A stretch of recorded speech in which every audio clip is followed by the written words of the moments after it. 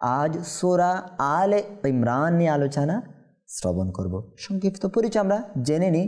বলা হচ্ছে এই সূরাটি একটি মাদানী সূরা, অর্থাৎ পবিত্র মদিনা শরীফের মধ্যে এই সূরা অবতীর্ণ হয়েছে।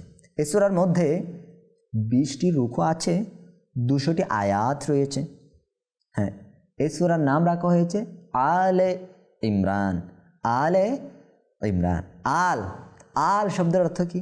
আল শব্দের অর্থ হলো সন্তান, সন্ততি বা বংশধর, পরিবার।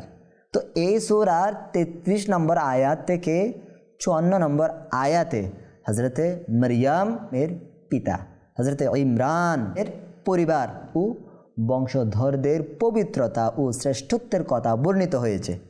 এদিকেই দৃষ্টি রেখে এই পুরা সূরার নাম রাখা হয়েছে সূরা আলে ইমরান, অর্থাৎ হজরতে ইমরান এর বংশধর, ইনাদের নামেই আজকের এই সূরা।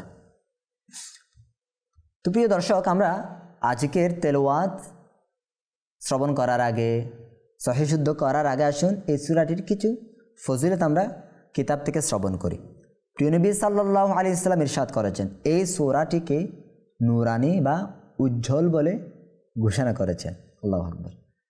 কিয়ামতের কঠিন রোদে যখন কোনো ছায়া থাকবে না, তখন এই সূরা এবং সূরা বাকারা, এই দুইটি সূরা ঘন মেঘখণ্ডের মতো বা ডানা বিস্তারকারী পাখির ঝাঁকের মতো এসে তিলাওয়াতকারীকে ছায়া দিবে, ছায়া প্রদান করবে কিয়ামতের ময়দানে।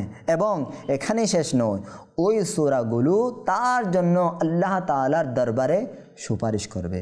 হযরত উসমান ইবনে আফফান রাদিয়াল্লাহু তাআলা আনহু বলেন, যে ব্যক্তি রাতে সূরা আলে ইমরান এর শেষ আয়াতগুলো অথবা শেষ রুকু পাঠ করবে, তার আমল নামায় সারা রাত নফল ইবাদত করার সওয়াব লিখে দিবেন। আল্লাহু আকবার। দেখেন কত ফজিলত, সারা রাত ইবাদত করার সওয়াব পাওয়া যাবে এই সূরার শেষ রুকু তেলাওয়াত করলে। আল্লাহু আকবার। দেখেন হযরতে মাকহুল রাদিয়াল্লাহু তাআলা আনহু বর্ণনা করেন, যে ব্যক্তি জুমার দিন সূরা আলে ইমরান তেলাওয়াত করবে, তবে রাত হওয়া পর্যন্ত আসমানি ফেরেশতারা অবিরত তার মাগফিরাত বা ক্ষমার জন্য দোয়া করতে থাকে।